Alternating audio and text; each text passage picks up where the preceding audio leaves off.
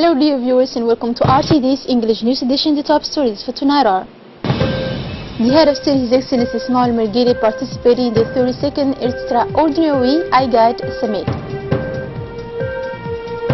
Preparation for the 44th anniversary of independence of the country. Thank you for joining us in our newsroom. The 32nd Extraordinary IGAD Summit was held yesterday in the Ethiopian capital. This extraordinary summit on South Sudan saw the participation of the President of the Republic, His Excellency Ismail Margili, along with his counterparts, heads of states and governments of the region. The summit was chaired by the Ethiopian Prime Minister Abiy Ahmed, who said in his speech that the time has come to end the conflict and turn to regional integration. The need for the two main protagonists of the South Sudan crisis, namely President Salva Kiir and his former Vice President, Major Opposition Riek Machar, to be accepted as the most important goal of the IGAD summit. The fratricidal war that reigns in South Sudan is a terrible source of widespread degradation in this country. To the unsustainable spectacle of victims wounded and displaced in the civilian population of this country is added an equally lot of distress made of famine and other devastating diseases. The economy of this country promised at a time to a bright future is also in the process of bankruptcy. But according to the IGAD authorities, where there are the wind of optimism, South Sudan's problems will no longer be desperate. The regional organization intends to capitalize on the marks of availability for peace and the realization of a negotiated solution, of which the main protagonists of the South Sudan crisis are increasingly showing. Even more, IGAD plans to commit in a dynamic way to bring lasting peace back to South Sudan.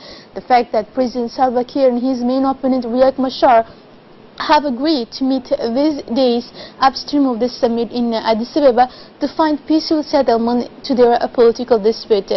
Under the direct leadership of His Excellency President Ismail Margili, the Republic of Djibouti is contributing to the rank of a nation strongly committed to the process of reconnecting South Sudan with peace and civil harmony. On the occasion of the approach of the Djiboutian Independence Day scheduled for June 27, the Executive Committee of RPP launched the activities of Djibouti Clean City project this morning in different districts of the capital and main roads such as Avenue Sheikh Ahmed Nasser Avenue and Harp Square. The Prime Minister, also Vice President of the RPP party, Mr. Abdul Qadir Kamil Mohammed, personally led the launch of the works at the place Mahmoud Harbi in the presence of the Secretary General of the RPP, Mr. Yasser Moussedwali, members of the Executive Committee and the Mayor of Djibouti, Fatuma Osman. And this place is important for the struggle for independence and is also the birthplace of many Djiboutians, including the Prime Minister. Djibouti independence festivities will bring together all Djiboutians in all communities. It will be an important moment of joy, of emotions, to remember the sacrifices for the struggle for accession to the national sovereignty. The members of the Executive Committee of the RPP, including the Secretary General Mr. Yasser Moussedwali and Mr. Hassan Umar, intervened to appeal to the entire population. The Prime Minister and Vice President of the party RPP, Mr. Abdul Qadir Kamil Mohammed, was emotional for the launch of the program of Djibouti Clean City, where he spent all his childhood. He specified that the cleanness of the capital concerns the whole of Djiboutian population, who must bring its participation, as well as the various institutions and the civil society. The party's activists will all be mobilized to participate in efforts to restore the city's splendor to celebrate this national holiday. He asked the local population to participate in this project in order to celebrate with dignity the 44th anniversary of the independence, which will be a moment of remembrance to recall all the sacrifices made by the Djiboutian patriots.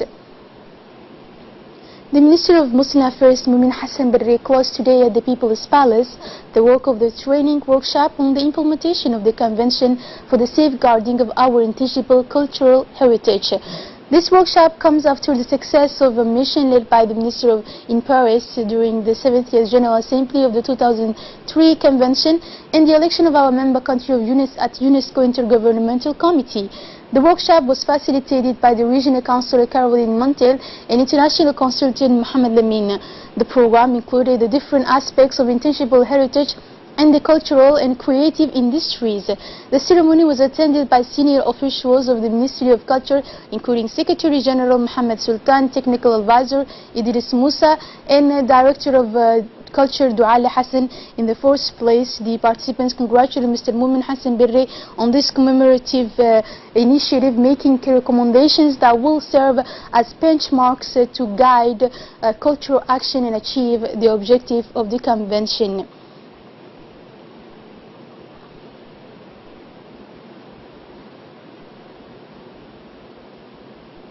The 41st anniversary of independence is approaching, and today we're focusing on the periods of struggle for this independence. We'll take a look at the effects of the repression cycle launched by the French colonial authorities, which the long-term effect resulted in a negative outcome. What will be the response of the Djiboutian people and politicians to this reign of terror? Giving us explanation on this theme, we have Awa Abdi in our studio. Good evening, Awa. Good evening, Hidayah. As you said, to terror we must respond, and with terror he seemed to be in any case to the doctrine of the Liberations Front of Somali Coast, called FLCS, in the early 17s. The FLCS launched its first operations on March 6, 1968, which aimed to destabilize the supporters of colonizations. This is the first political attack in the country and was aimed at the senior official of the state and supporter of colonization who came out unscathed. The perpetrators of the attack were arrested. 2 of them were imprisoned in France, while the 2 others are sent to the prison of Tadjoura, where they organized their escape by taking hostage on 7 April 1971. The Tadjoura Circle Commander prefect of the time to across the country until Loya Adda and joined the FLCS in Somalia. One of the most resounding action of the FLCS was the kidnapping of a school bus of the French army at Loya Adda. FLCS commando diverted a school bus and drove it to the Loya Adda border. The bus will be parked in no man's land, after which the FLCS will present its demands, but after 48 hours the assault will be given by the colonial forces, which will result in many casualties. This action have had the merit of demonstrating that in any case to the forces of colonial occupation and their supporters, that the people of Djibouti counting among the men and women, and they are ready to sacrifice themselves to their country, their dignity, and especially their will to live free and sovereign. Their sacrifice were not in vain. We are indebted to them forever. Thank you, Awa, for all these details. And now coming back to national news, especially on this 41st anniversary of the independence, the radio television of Djibouti staged last night live broadcasts as part of the 41st anniversary, an evening of animation devoted to the country's independence. The first part of these programs was broadcast from the Palace Lagarde in front of the National Assembly historical place of independence. Indeed, it is on this place that many of our fellow citizens fell under the bullets of desire for independence.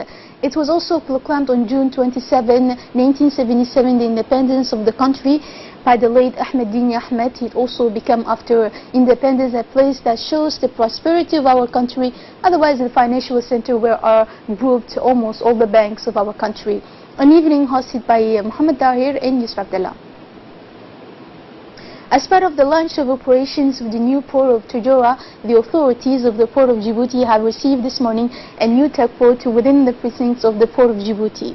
The new boat, named after former Prime Minister, the late Barkhat Goured Hamadou, will be permanently assigned to the port of Tadjoura, where the first boat is expected this June 25. With a length of more than 24 meters and a power capacity of 68.7 tons, the new tugboat will allow the loading of goods from boats that will dock at the new port of Tadjoura. It was built in Holland following contraction between our country and the Dutch company in 2017. The new tugboat designed for Tajora is endowed with modern technologies and offers all the working comforts of sailing boats entering the new port. Like Dora, the locality of Adeli also sheltered the medical and surgical caravan whose kickoff was given last Tuesday by the Ministry of Health. It is indeed 2 teams of the caravan who will stay in Dora and also Adeli from 19 to 25 June 2018, conducted under the direction of the Director of Health Regions, Ahmed Said. A large contingent of the medical surgical caravan made up of 50 medical specialists and health technicians left Monday morning with the Ministry of Health to 2 localities. And for over a week, this medical surgical mission will be established in Adelu to allow all the population living in rural areas to receive free care and specialized services. And on the news outside our borders, South Africa launches drastic reforms of its health system. And welcome back, Awo, in our studio. So what can you tell us about this reform?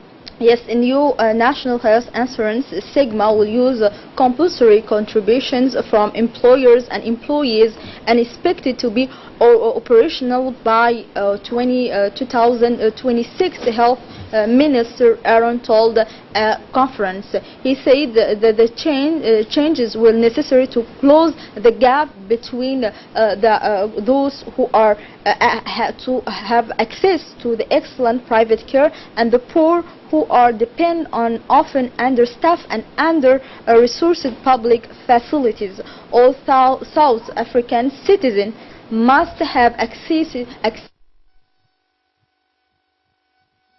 He concluded, just 8.8 million of South Africa's million people have access to a private medical care, with the rest entirely depend on the state. The dramatical shift comes at a time of intense crisis in the public health care system, which is battling doctors' shortage, industrial turmoil, and growing waiting list. Thank you, Awo. And to close up this edition with speaking on a visit to Lebanon, yes. German Chancellor Angela Merkel says European Union summit won't solve migration issues. But can you tell us more about this? Yes, she said that instead bilateral and trilateral and multilateral deals must be reached to tackle the issues. A message ensured almost word for word by her spokeswoman Anglais at a Berlin conference. The comments came after Italy's new coalitions of far-right and anti-establishment parties made clear it does not want to take any more migrants after several Eastern European states say they would stay from preliminary talks on the issue in Sunday. Thank you, Awo, for all this explanation. We close this edition. Thank you for joining us on RTD and have a good night.